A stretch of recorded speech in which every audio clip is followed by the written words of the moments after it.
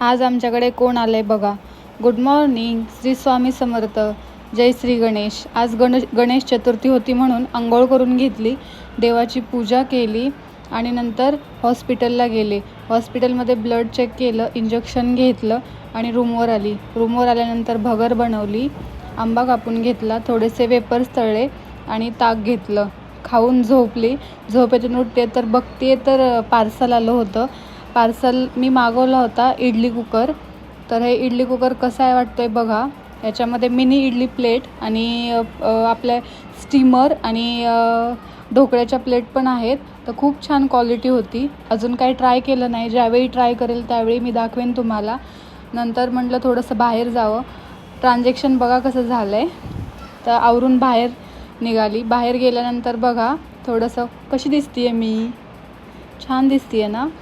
नंतर श्रावी आली होती, माझ्या शेजारी राहते ही, गावी गेली होती 1 महिना झालं. तर माझी मस्ती पार्टनर आहे ही.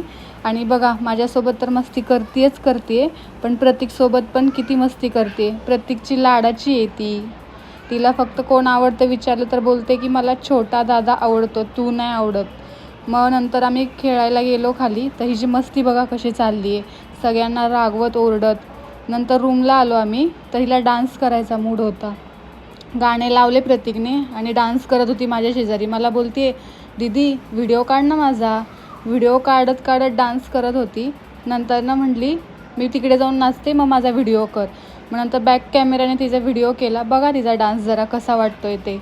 एकदम मस्तीखोर, एकदम खूप खूप खूप खूप म्हणजे खूप मस्तीखोर आहे.